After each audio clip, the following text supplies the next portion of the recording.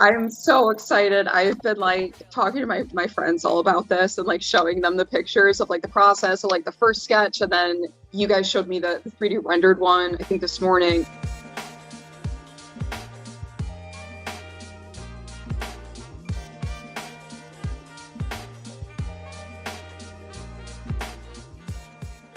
So thank you for tuning in to another episode of our artist interview series.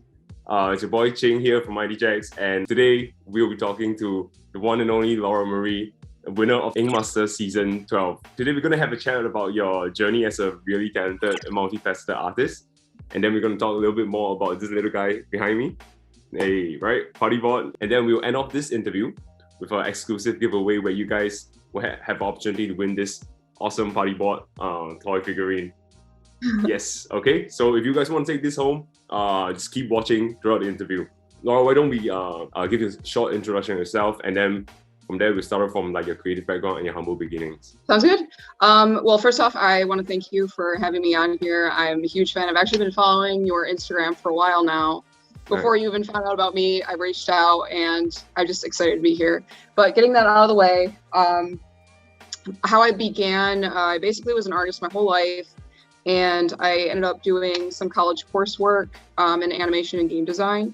So I think the college setting wasn't really for me. So I ended up going with tattoo arts, a drastic change from what I wanted to do. And then from there, it just snowballed into, and I ended up going on Ink Master Season 12 and actually winning. And then from there, I've been pursuing tattooing and hopefully expanding into toy making. I would love to get into filmmaking and more so on the animation side of things, and possibly, just seeing where it goes. So there's a story, I think I read an interview with Rochester first, and he mentioned there was this professor, Mr. A or something, who pushed you to join Ink Master. Is it? Yes. Yep. Mr. A was actually my first art teacher in high school, and he actually reached out to some of the producers to Ink Master and basically vouched for me, saying, "Hey, I have a student that I think you guys might be interested in having on a TV show," and they actually reached out to me, and that's how it all started. Awesome. Born and raised in Rochester, New York State, right? So yep. I suppose it's upstate New York, closer to Buffalo and Toronto towards there, right? Yep, it's about 6.5 hours northwest of the city, and then about 4 hours from Toronto. So, like, how has the environment that grew up from, how has it shaped you as an artist, and how has it inspired you over time? My environment really shaped me as an artist because my mom was actually an artist, and then we kind of come from a whole family of artists. So I had the opportunity to do a lot of formal training even before I was an adult. And my mom really pushed me to constantly work, constantly practice artwork, at least 2 hours a day. She would force me to sit and practice. And she really was the person that really jump-started my career with that. Wow, that's a stark difference from the Asian culture here, where the parents say no, art degree ain't gonna get you nowhere. You gotta go for the business degree and stuff like that. I know it's quite the culture change when you think about it, because I definitely, even in America, the arts is really frowned down upon. It's a really common narrative that if you go into any sort of art field, unfortunately it is really hard to become successful. But I'm kind of hoping to, by doing this interview and having you share on your websites and sharing on YouTube, hopefully I can kind of inspire people to keep on working at what they love, and that's my ultimate goal. But before you reach this level of skill, right, I'm sure you've been through a bunch of struggles, growing up, childhood, or even when you're an artist, you kind of maybe struggle to establish your footing a little bit, finding a style that you want to go to, the niche that you want to approach, or if you want to diversify, So what were the struggles like? Some of the struggles, I have to admit, I didn't experience a lot of struggles because I was able to be brought up in a really art positive household, and I was also fortunate enough to be to go to a public school that really praised the arts. Okay. And just our community. Rochester as a city is actually very arts friendly. We actually had a shop that I owned called the Neighborhood of the Arts. So I guess as far as obstacles, definitely how critical the art world can be. People even on the internet, very, very critical, especially if you're starting out as a tattoo artist. Sometimes you don't produce the best work, and it's very it's expected and natural for you to not produce the best artwork because you're just starting out. So I would say that that's the biggest obstacle, is just people's opinions, and like getting over that and just kind of trusting the process and continue to work every day until you are good enough. That's right. It's all about the grind and the hustle, you know? So now let's talk about art a little bit, you know, since we're going through this direction. So I'm sure, like, you know, growing up, you're exposed to a lot of artists' artworks, and a lot of them has inspired you over the years. So off the top of your head, who are the main artists that, you know, that has really impacted like your growth as tattoo artist or illustrator, or to shape who you are today? So I would say what impacted my growth, there's people that impacted my growth. There's just general interests that impacted my growth. The biggest thing that impacted my growth is honestly video games, and like following a lot of my favorite artists. That kind of worked, you know, with Bethesda, some of the other gaming companies like Nintendo. Pokemon did inspire me a lot. Pokemon, Neopets, Minecraft, a lot of the Elder Scrolls games, even some first-person shooters games. I just kind of collect all of these interests from different aspects of like the gaming community, and just like the fandoms, and also just like, you know, TV shows, anime, everything is just all collected into like this giant hub of basically interest. I live my life by the more interest you have, the more rich your life will be. And I feel like that's what really pushed me and influenced my growth as an artist. Wow. Okay, I can definitely tell that like Pokemon is a huge inspiration. Yep. Just from the tattoos, from your sleeve, the Mew tattoo. I think that's what Espion as well, right? Yep, I got a whole bunch of them. It was just something that I always loved, and I still to this day, I'm gonna carry like my interest to the grave with me, just how it influenced my art. Okay, off attention. Have you seen the 25th anniversary trailer that they dropped recently with the remake of Diamond Pearl, and as well as I have. I'm really excited about it. I'm really excited about it. It's awesome that it's still like this popular too, because like when we were younger, like it was just starting out, and like never in a million years would I think that, like, you know, even today, like younger generations are like still into it. Like my nieces are into it. Yes. Oh, hold on one second. All right, sorry about that. I have 2 cats that like to destroy everything in my apartment, so I have to. I was like watching them, and I'm like, "Don't you touch my plant." In the interview with Rochester first, you mentioned that you very much like to do a tattoo for Lady Gaga, right? It would make your career is complete, or your life is complete in that moment. Yeah, I would say that it seems like such a trivial thing to have, like at the height of your career. Like that's the one thing that you feel like you really want to do. Oh, and here's my cat. See? What's his name or her name? This one's Appa. Yeah, he's a good boy until he's not a good boy. What was I saying? Yeah, so that's like, she always had a lot of tattoos. She even she influenced me as a person, as an artist, as a writer, even as a woman. It seems, you know, I don't know, kind of funny to say, but her, and I'm trying to think who else. Who's another star that's in that you put up on the pedestal like that? I guess besides like music, I would say Alex Gray. I don't know if you're familiar with him. He actually illustrated a lot of the Tool album covers. He's just got like awesome psychedelic work. Let's see, Kelly Doty, Ryan Ashley, some other tattoo artists. Okay. Oh God, I gotta just all these people, a whole bunch of people.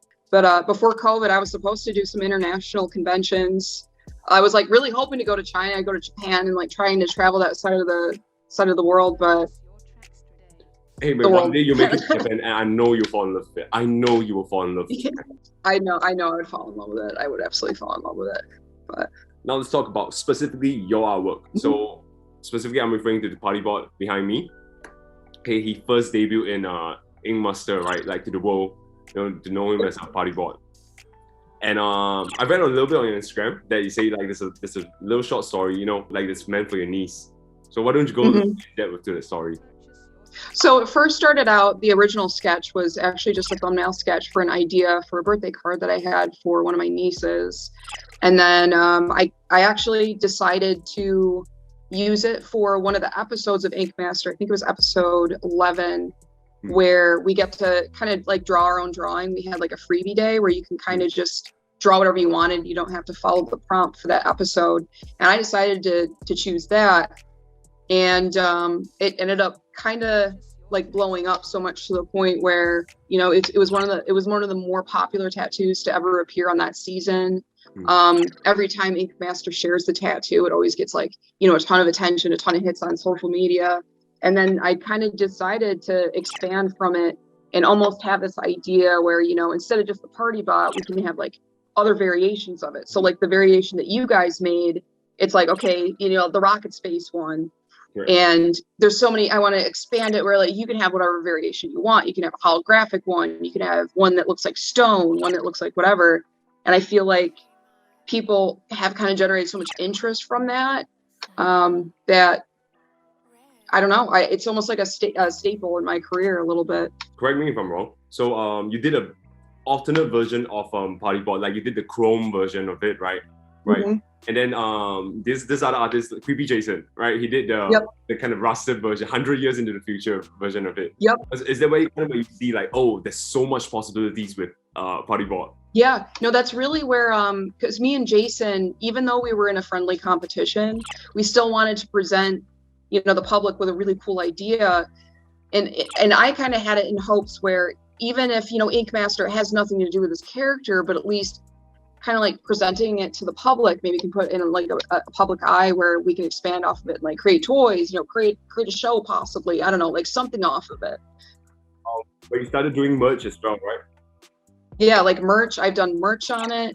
I've done posters, stickers. I did the original sculpture that I kind of sent you guys with just like the little top hat. Like that's the Dapper bot. You got the Dapper bot. You got the Chrome bot. You got the Rusted bot. Like there's just like this little story, you know, endless stories of like this little dude that has like, I don't know. And there's not a specific story to him. I kind of wanted it like almost like an avatar, like you create kind of, you know, a story off of what you want your robot to look like was the original idea that I was like going with it.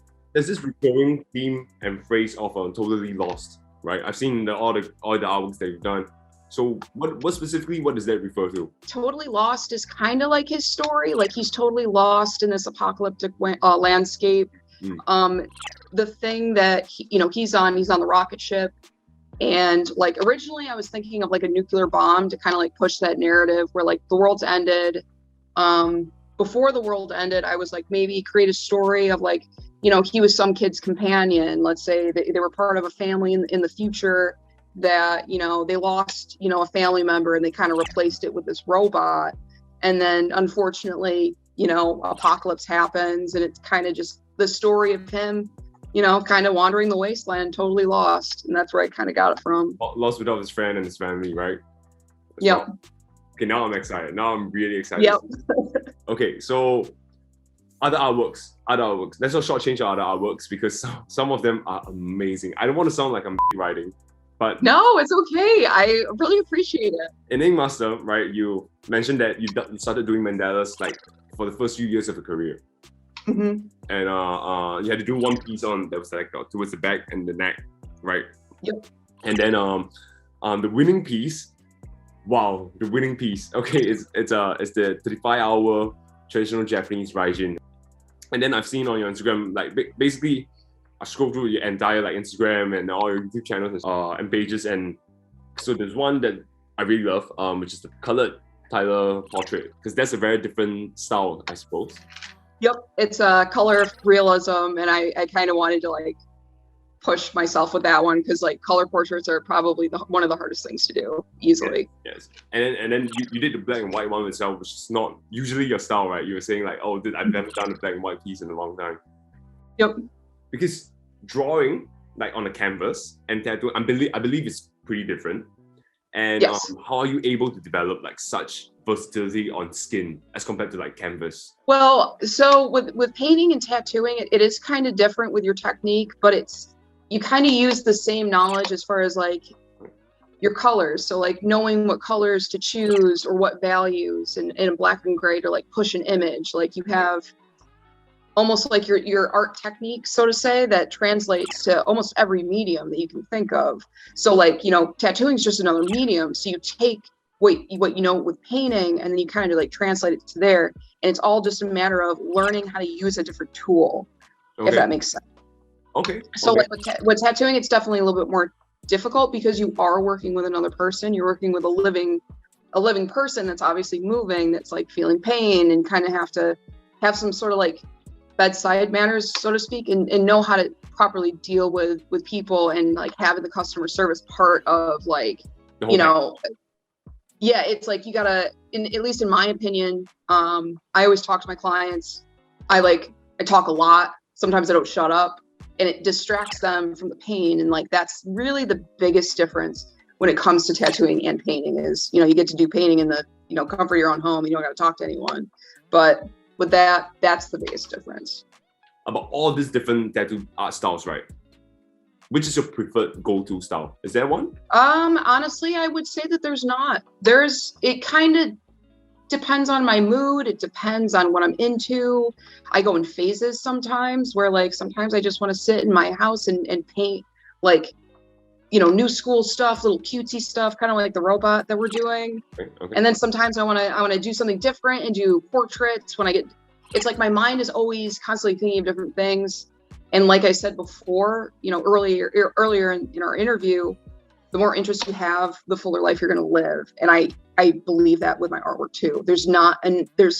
I can't pinpoint a certain style that I like the best because there's so many styles that are so beautiful in different ways. You can't even compare them. So if that answers your question. That's kind of like the answer I was expecting, because I was looking at your artworks, some of your artworks, down about the list. Okay, they look crazy. So there's one that you titled like Journey to the Sun, right? Yeah. Right. Okay, that lady in the drawing basically looks like you. Am I wrong? Am I right? Yes, that was a little. So funny story about that one. I'm into a game called Magic the Gathering, and it's a card game. Yeah, it's a card game where it's very magic based. And I was actually making myself into an enchantment card, which is like, I don't know, some of you guys that are viewing this right now, I'm sure you're just like nodding your head. But yeah, I was kind of like turning the people in my life around me into these magic cards, including myself. And that's kind of what it was. The other piece, the geisha with the glow, the cyberpunk looking geisha. What do you title it? Just like future geisha. I don't even know how do you think of the glow, you know, the contrast and like the glow bouncing off the shoulders, you know, everything that accentuates the features. Yeah. I don't really know. I just wanted to do like some sort of neon dragon or some sort of symbol behind her. So I always love to play with like subjects that are really dark. If you notice, like in that painting, like everything's really dark. It's almost like nighttime. When you have that glow, yep, like that. It's almost like what you were saying about Japan. There's something about Japan that's so awesome that it was like getting that ambiance of like Japanese streets and like everything's really dark, but you got the like really bright neon lights. I was kind of trying to show that through that art piece. And I don't know. It's always like I'm always thinking of light sources, always thinking of stuff like that, interesting light sources. That's like my go-to with my artwork. Oh my god, I'm mind blown. I'm really mind blown. Every time I kind of say I save all of them. Like there's one more that's Dimension Door. What? I'm speechless. You know, how many drafts do you go through to tell yourself, okay, this is complete? So I would say with the drawing process, I would probably go through close to 5 or 6 drafts first, and that's just like, so you got your thumbnail sketch. Sometimes I'll do it at like the corner of a page, and then, you know, I'll use the same drawing page. Like I'm talking about just like paper and pencil. I don't ever start on a tablet first. Okay. I always start like with a pencil. So like tiny sketch here, and then I use the same page, do a larger sketch of kind of a more refined version of the thumbnail sketch. And then from there, just kind of build and build and build with tracing paper until I have kind of like the shape that I want, or like, you know, the composition that I want, take a picture of on the iPad. And then from there, I kind of like fully color render it in Procreate or Photoshop. I hope I'm trying to be like, I don't know. I'm like normally really bad with interviews, but I feel, I don't know. This is just a lot of fun to talk about. So which has been the like best city with the best tattoo scene that you've been to? Philly is pretty good with the tattoo scene. I've met a lot of famous people in Philadelphia. New York City is another one. Los Angeles. Surprisingly, Salt Lake City. Salt Lake City is a huge one. Utah? Yep, Utah. Okay. I'm trying to think. Tattooing aside, I think that just like talking about my favorite place I've been so far, probably Maui, Hawaii. That one's definitely my favorite. Okay. Nice. But yeah, I will say in America, we're able to have like a huge tattoo scene. I don't know. I've never actually traveled to a different country besides Canada. So I can't say, in comparison. The moment you had the opportunity to travel America, which is the country you'd love to go check it out? For just art, convention, or anything else? Yeah. Definitely Japan. Would love to go to Australia. There's a lot of really good artists in Australia. I'm trying to think. Oh my God, there's so many places. There's so many places that are so different that all have like a really rich like art scene. It's tough. Definitely Europe, everywhere in Europe. China, just the whole Eastern hemisphere for sure. Hopefully one day you might show up at Singapore TattooCon. Yeah. We call it Singapore Ink Show. Awesome. Yeah, Singapore Ink Show. Yeah, it's pretty dope. I think you'll love it. I think you'll love it here as well. Yeah, and sunny, I'm sure you guys love like summer vibes all year round. Yeah. Oh yeah, I definitely do. So I've seen that you've done a Day of the Dead skeleton is like a physical collectible, right? Using clay, if I'm not wrong, and then a leopard gecko as well, right? For like for something. Yeah. Do you have like a physical like toy collection apart from just cards? I do. I have, oh gosh, I wish I could take my phone off this tripod so I can actually go in my room. My room is a mess, or else I actually was like thinking about like showing you my collection, but definitely a lot of Pokemon toys that I've collected. Just a collection of even just toys that I've made myself out of polymer clay. Man, Neopets. I don't know if you remember what Neopets were. Yeah. Oh gosh, just like everything. Plushes, I believe. Yep, lots of plushies. I would say definitely my biggest collection is Pokemon. All the like little Pokemon figurines and like some of the Burger King like collectibles and stuff. Tons of cards. I am definitely I'm just a collector freak about a lot of things. So the running joke that we make around the office is like, if anyone's like hardcore collector, we call him a hoarder. I'm definitely a hoarder. I'm definitely one of those. I bet as an artist, I bet it feels great, to see a 2D artwork, sculpted into like a 3D vinyl art toy collectible, right? So how would you describe the feeling? It feels amazing. Like honestly, that's why I like kind of sought you guys out. Like even though you guys didn't know who I was, like it's definitely ironic that I was like, I need to work for this toy company. I have so many ideas. I have so many ideas that I think would be like successful. I just there's like such a novelty about like my artwork coming in like a 3D form that you can like give your kid, and like I just remember like all these toys that I had that inspired my artwork, and I kind of just like want to continue that cycle and like possibly make toys that inspire more people to like just collect and pursue their artwork. This colorway, okay, so let's peek a little bit into the future. Do you envision him party board in another color? Definitely, right? Yes, actually it would. Like I said, I think there's so many variations that we can do with him that would be like, I don't know, just be like so rad. And like, I feel like it would kind of like, I don't know. Okay. Like you can collect. You can be like the Neopets paintbrush, Like, so yes. Like, yeah, right. Yeah. Gotta be that. That's exactly what I envisioned for this. So like, whatever you guys want to do with him, like that's the whole point. Like he's a blank canvas. You kind of decide what he looks like, and like other people can. Like I don't know. I'm like trailing off. Any other artworks that you see a lot of potential, in turning into like a physical collectible? And the thing about physical collectible is it doesn't have to be only vinyl. It can be made out of like premium wood material. We can play with like polystone material, different finishing. It's not just vinyl. I think like there's endless possibilities for art collectibles, and that's what we do here at Mighty Jaxx, right? So what original artwork do you envision turning into a physical toy?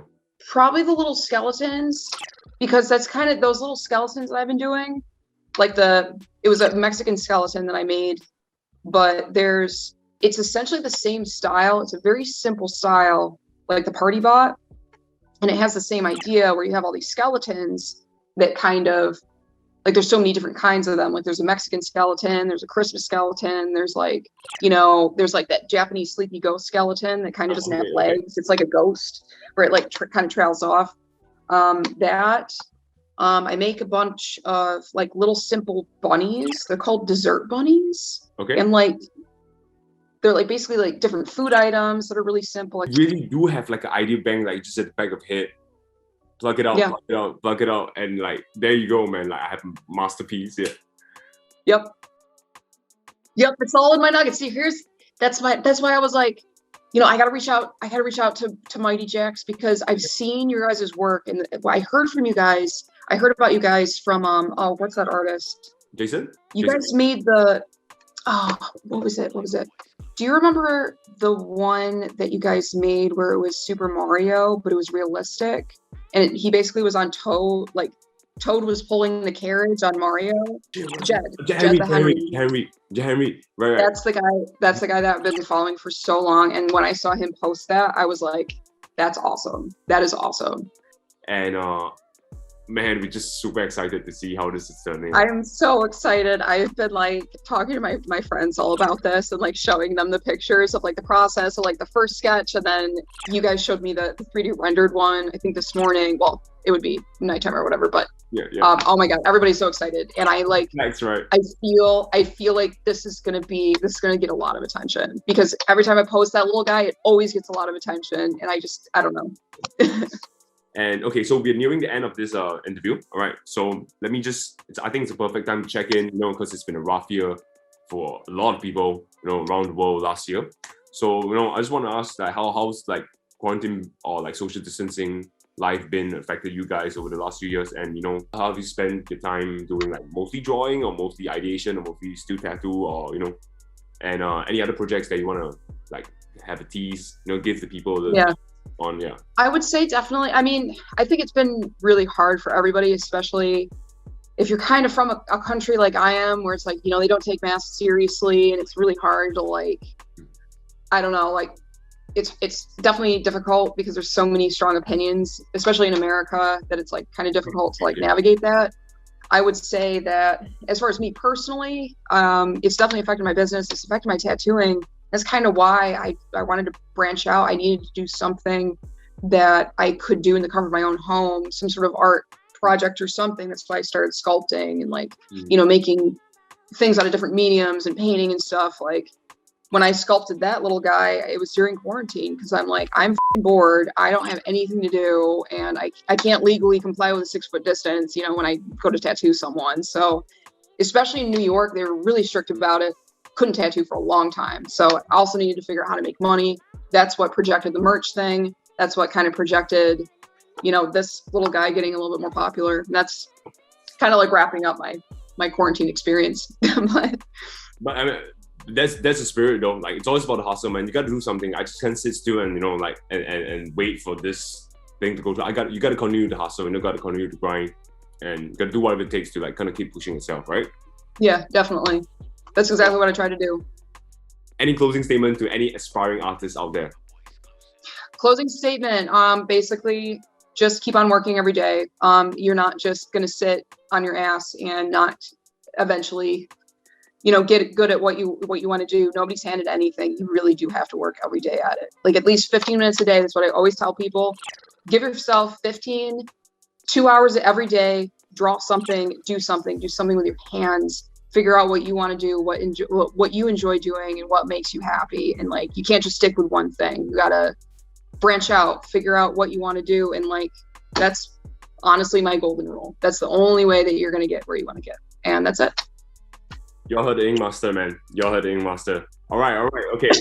Finally, at the end of the interview, thank you to all the viewers out there and Laura's fans, you know, who have stuck around so far. And it's now time for the giveaway question, okay, that I mentioned earlier. So we're going to be giving away one party board from Laura Marie, you know, and to celebrate the drop of this interview and the release of this toy. Yes. Okay, so the giveaway question for you guys out there is, if you guys had a chance to get a tattoo with Laura, you know, what would it be? Okay, so punch in the answers in the comment section below. We'll select our favorite answer on the 23rd April, 9 a.m. Eastern Time. So just a day before the party board is officially released. on 24th April, 9 a.m. Eastern Time. To be eligible for this giveaway, make sure you are subscribed to the Mighty Jaxx YouTube channel and also Laura's YouTube channel, which is at Tattoos by Laura Marie, right over here. That's it. That's it. Yep. Bye, guys. Thank you so much.